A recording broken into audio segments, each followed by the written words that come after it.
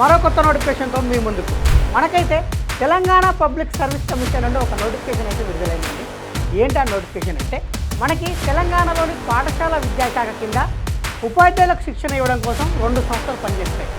అందులో ఒకటి diet, 2 city. ఇప్పుడు డైట్లో సీనియర్ లెక్చరర్లు మరియు లెక్చరర్ పోస్టులు ఖాళీగా ఉన్నాయి. ఈ ఖాళీలను భర్తీ చేయాలనే ఉద్దేశంతో ఈ నోటిఫికేషన్ అయితే విడుదల చేయడం జరిగింది. మరి ఈ నోటిఫికేషన్కి సంబంధించి మొత్తం ఎన్ని ఖాళీలు ఉన్నాయి, ఈ ఖాళీలకు సంబంధించి అప్లికేషన్ ఎప్పుడైనా ప్రారంభమవుతుంది, ఎవరెవరు అర్హులు, ఏజ్ ఎంత ఉండాలి, ఫీజు ఎంత ఉంటుంది, ఎంపిక ఎలా జరుగుతుంది, దీనికి సంబంధించిన పూర్తి సమాచారాన్ని మన వీడియోలో తెలుసుకుందాం. Hi, hello, welcome to T1 academy. నేను మీ ఆజాద్.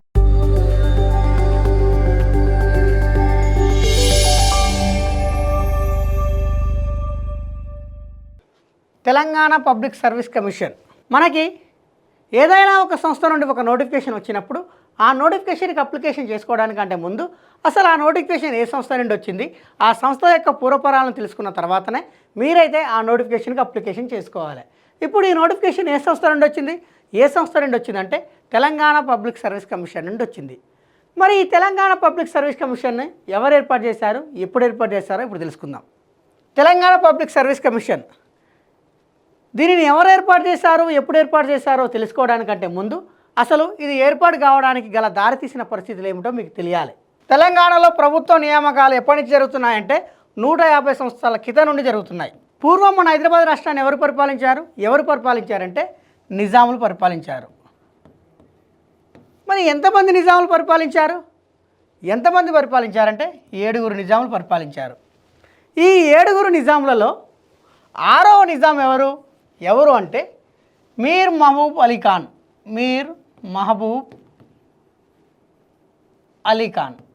ఈ మీర్ మహబూబ్ అలీ ఖాన్ పాలనా కాలంలోనే తెలంగాణ ప్రాంతంలో అంటే అప్పటి హైదరాబాద్ రాష్ట్రంలో ప్రతిభ ఆధారంగా, అర్హత ఆధారంగా ఉద్యోగులను అయితే ఎంపిక చేసే ప్రక్రియ మొదలైంది. మరి ఈయన పరిపాలనా కాలం ఎప్పుడు అంటే 1869 నుంచి 1911 వరకు ఈ 6వ నిజాం అయితే పరిపాలించాడు. ఈయన కాలంలోనే మొట్టమొదటిసారిగా ప్రభుత్వ ఉద్యోగులను అర్హత మరియు ప్రతిభ ఆధారంగా ఎంపిక చేసే ప్రక్రియకు పునాది పడింది. అటు తర్వాత ఏమైందంటే 1919 పర్మాణ ద్వారా ఏం చేశారంటే హైదరాబాద్ సివిల్ సర్వీస్ కమిటీని ఏర్పాటు చేశారు. ఈ హైదరాబాద్ సివిల్ సర్వీస్ కమిటీ ఏం చేసిందంటే ఈ ప్రభుత్వ ఉద్యోగాల నియామకాలు ఏవైతే ఉన్నాయో వీటిని మరింత పటిష్టం చేసిందన్నమాట. అంటే ఇంకా పకడ్బందీగా ఉద్యోగులను ఎంపికనైతే చేయడం ప్రారంభించింది. Hyderabad civil service committee. అటు తర్వాత ఏమైందంటే 1947 మన భారతదేశానికి స్వతంత్రం వచ్చింది. 1947లో భారతదేశానికి స్వతంత్రం రాకముందు ఏం జరిగిందంటే అప్పటికి మన భారతదేశంలో బ్రిటిష్ ప్రభుత్వం యొక్క పబ్లిక్ సర్వీస్ కమిషన్లు ఉండేది. ఎక్కడంటే బ్రిటిష్ ప్రావిన్షియన్లు అంటే బ్రిటిష్ యొక్క పాలిత రాష్ట్రాలు ఏవైతే ఉన్నాయో ఆ పాలిత రాష్ట్రాలలో ఈ పబ్లిక్ సర్వీస్ కమిషన్ ఉండేది. ఈ పబ్లిక్ సర్వీస్ కమిషన్ను నమూనాగా తీసుకొని హైదరాబాద్లో కూడా హైదరాబాద్ పబ్లిక్ సర్వీస్ కమిషన్ని ఏర్పాటు చేశారు. ఎప్పుడు అంటే 1947 ఏప్రిల్ 27వ తారీఖు నాడు ఏర్పాటు చేశారు. 1947 ఏప్రిల్ 27వ తారీఖు నాడు హైదరాబాద్ పబ్లిక్ సర్వీస్ కమిషన్ ఏర్పాటు చేస్తే అటు తర్వాత ఏం జరిగిందంటే ఈ హైదరాబాదు రాష్ట్రము మరియు ఆంధ్ర రాష్ట్రము 2 కలిసి 1956లో ఆంధ్రప్రదేశ్ ఏర్పడింది. ఆంధ్రప్రదేశ్ ఏర్పడిన తర్వాత ఈ హైదరాబాద్ పబ్లిక్ సర్వీస్ కమిషన్ కాస్త ఆంధ్రప్రదేశ్ పబ్లిక్ సర్వీస్ కమిషన్ అయితే రూపాంతరం చెందింది. ఈ 1956 నుండి 2014 అంటే తెలంగాణ ఏర్పడే నాటికి కూడా ప్రభుత్వ ఉద్యోగాల నియామకాలు దేని ద్వారా జరిగినాయంటే ఆంధ్రప్రదేశ్ పబ్లిక్ సర్వీస్ కమిషన్ ద్వారా జరిగినాయి. అటు తర్వాత ఏమైందంటే 2014లో ఆంధ్రప్రదేశ్ రాష్ట్రం నుండి తెలంగాణ రాష్ట్రం విడిపోయి తెలంగాణ సపరేట్ రాష్ట్రంగా భారతదేశంలో 29వ రాష్ట్రంగా అవతరించింది. తెలంగాణ ఏర్పడిన తర్వాత ఈ ఆంధ్రప్రదేశ్ పబ్లిక్ సర్వీస్ కమిషన్ కాస్త తెలంగాణ పబ్లిక్ సర్వీస్ కమిషన్గా అయితే మారింది. ఈ Telangana public service commission August 8 నుండి పనిచేయడం ప్రారంభమైంది. నోటిఫికేషన్ విషయానికి వచ్చేసరికి ఏ పోస్టులు ఖాళీగా ఉన్నాయి అంటే సీనియర్ లెక్చరర్ పోస్టులు ఖాళీగా ఉన్నాయి మరియు లెక్చరర్ పోస్టులు ఖాళీగా ఉన్నాయి. ఎందులో ఖాళీగా ఉన్నాయి అంటే డైట్లో ఖాళీగా ఉన్నాయి. ఇక్కడ డైట్ అంటే district institution of education and training. అసలు ఈ డైట్ ఏం పనిచేస్తుంది? ఫస్ట్ ఆఫ్ ఆల్ ఏం చేస్తుందంటే, ఇప్పుడు ప్రాథమిక పాఠశాలలో ఉపాధ్యాయులు ఉంటారు. ఆ ఉపాధ్యాయులకు శిక్షణ ఇచ్చే సంస్థనే ఈ డైట్ అన్నమాట. మరి ప్రాథమిక పాఠశాలలో ఉపాధ్యాయులకు శిక్షణ ఇచ్చేది డైట్ కదా. మరి హై స్కూళ్ళలో ఉపాధ్యాయులకు శిక్షణ ఎవరు ఇవ్వాలంటే సిటిఈ అనే ఒక సంస్థ ఇస్తుంది. సిటిఈ అంటే కాలేజ్ ఆఫ్ టీచర్ ఎడ్యుకేషన్. ఈ రెండు సంస్థలు కూడా పాఠశాల విద్యాశాఖ కింద పనిచేస్తాయి అన్నమాట. ఇప్పుడు నియామకాలు ఎందులో జరుగుతున్నాయంటే ఈ డైట్ కళాశాలలోనే జరుగుతున్నాయి. ఏ పోస్టులు ఖాళీగా ఉన్నాయి? సీనియర్ లెక్చరర్ పోస్టులు ఖాళీగా ఉన్నాయి మరియు లెక్చరర్ పోస్టులు ఖాళీగా ఉన్నాయి. మరి మొత్తం ఎన్ని ఖాళీలు ఉన్నాయి? ఉన్నాయంటే 86 ఖాళీలు ఉన్నాయి. మరి జోనల్ పోస్టులా అంటే జోనల్ పోస్టులు కానీ మల్టీ జోనల్ పోస్టులు, మల్టీ జోన్ 1 అని మల్టీ జోన్ 2 అని ఈ రెండైతే ఉన్నాయి. ఇవి స్టేట్ క్యాడర్ పోస్టులు అండి. మరి మొత్తం ఖాళీలు వచ్చేసి 86 ఖాళీలు అని చెప్పుకున్నాం.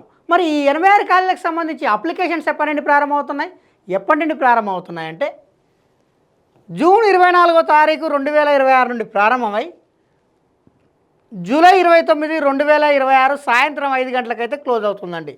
మరి ఇవి మల్టీ జోన్ పోస్టులు అని చెప్పుకున్నాం కదా. మరి ఏ జోన్లో ఎన్ని పోస్టులు ఖాళీగా ఉన్నాయంటే జోన్ 1 వచ్చేసి 53 ఖాళీలు ఉన్నాయి, మల్టీ జోన్ 2 వచ్చేసి 33 ఖాళీలు ఉన్నాయి. మొత్తం వచ్చేసి 86 ఖాళీలు అయితే ఉన్నాయి. మరి ఈ 86 ఖాళీలకు అప్లికేషన్ చేసుకోవాలంటే ఎవరెవరు అర్హులు అంటే భారతీయ పౌరుడు ఎవరైనా కానీ ఈ పోస్టులకు అయితే అప్లికేషన్ చేసుకోవచ్చు. మరి ఈ పోస్టులకు అప్లికేషన్ చేసుకోవాలంటే ఎటువంటి ఎడ్యుకేషనల్ క్వాలిఫికేషన్ కావాలంటే ఎవరైతే ఈ సీనియర్ లెక్చరర్ పోస్ట్కి అప్లికేషన్ చేసుకోవాలనుకుంటారో వాళ్ళు ఖచ్చితంగా ఏదైనా గుర్తింపు పొందిన యూనివర్సిటీ నుండి పీజీని అయితే కంప్లీట్ చేయాలండి. కేవలం పీజీ కంప్లీట్ అయితే సరిపోద్దా అంటే కాదండి. పీజీలో 50% మార్కులు అయితే ఖచ్చితంగా రావాలి. జనరల్ వాళ్ళకైతేనేమో 50% మార్కులు రావాలి. అదే ఎస్సీ ఎస్టీ వాళ్ళకైతేనేమో 50% మార్కులు రావాలి. అంటే జనరల్ వాళ్ళు కావచ్చు, ఈడబ్ల్యూఎస్ వాళ్ళు కావచ్చు, ఓబీసీ వాళ్ళు కావచ్చు, వాళ్ళైతేనేమో 55% మార్కులతోటి పీజీ క్వాలిఫై కావాలి. అదే ఎస్సీ ఎస్టీ వాళ్ళైతేనేమో 50% మార్కులతోటి క్వాలిఫై కావాలి. మరి కేవలం పీజీ ఉంటే సరిపోతుందా అంటే సరిపోదండి. పీజీతో పాటు ఏముండాలంటే ఎంఈడి కూడా చేసి ఉండాలి. అంటే పీజీతో పాటు ఎంఈడి ఎవరికైతే క్వాలిఫికేషన్ కలిగి ఉంటారో వాళ్ళందరూ కూడా ఈ సీనియర్ లెక్చరర్ అనే పోస్ట్కి అయితే ఎలిజిబుల్. మరి ఏ సబ్జెక్టు వాళ్ళైనా ఎలిజిబులా అంటే ఇక్కడ ఏ సబ్జెక్టులో అయితే ఖాళీగా ఉన్నాయో ఆ సబ్జెక్టు సంబంధించిన ప్రతి ఒక్కరు కూడా పీజీ చేసి అందులోనే ఎంఈడి ఎవరైతే చేస్తారో వాళ్ళు మాత్రమే ఈ పోస్టులకు అయితే ఎలిజిబుల్ అండి. ఖచ్చితంగా పీజీ ఉండాలి, అది కూడా 55% మార్కులతోటి. ఎంఈడి కూడా ఉండాలి, అది కూడా 50% మార్కులతోటి. ఎవరికి? జనరల్ వాళ్ళకు, ఈడబ్ల్యూఎస్ వాళ్ళకు, ఓబీసీ వాళ్ళకు. అదే ఎస్సీ వాళ్ళకు, ఎస్టీ వాళ్ళకైతేనేమో కేవలం 50% మార్కులు ఉంటే సరిపోతుంది.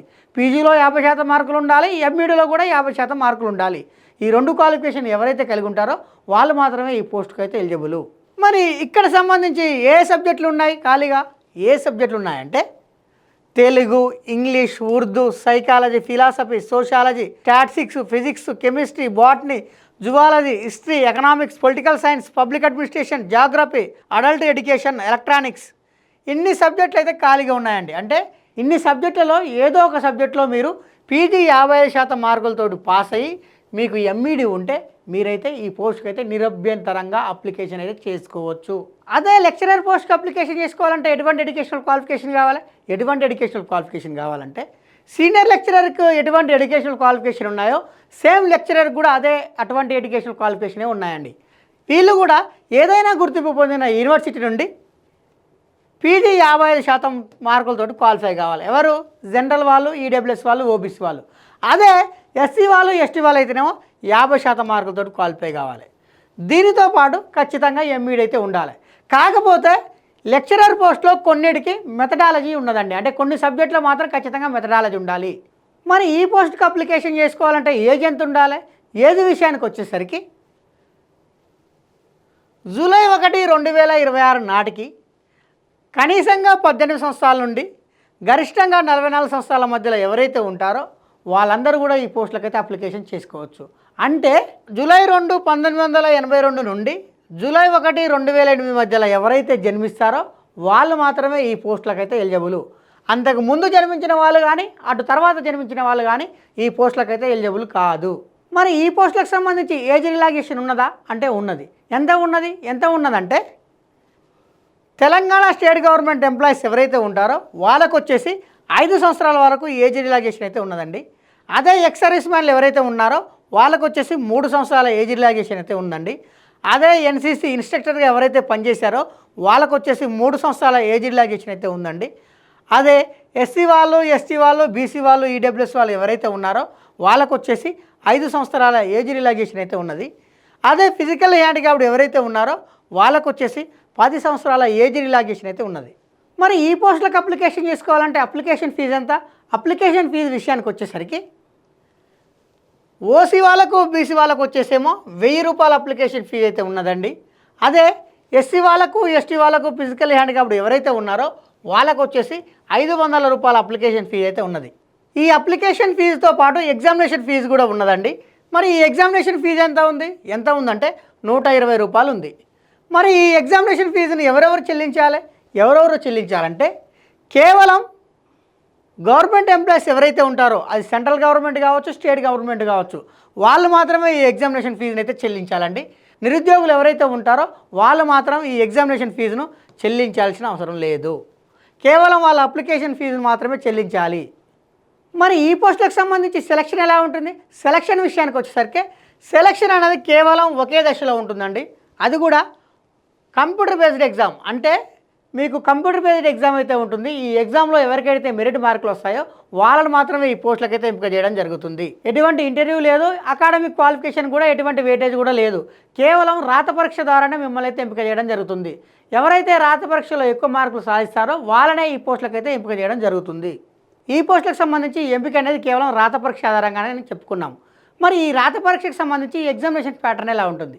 ఎగ్జామినేషన్ ప్యాటర్న్ విషయానికి వచ్చేసరికి సీనియర్ లెక్చరర్ పోస్టుకు సంబంధించి మొత్తం వచ్చేసి 2 పేపర్లు ఉంటాయండి.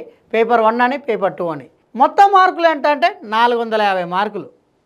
ఈ 450 మార్కులకి ఎవరికైతే ఎక్కువ వస్తాయో వాళ్ళనే ఈ పోస్టులకైతే ఎంపిక చేయడం జరుగుతుంది.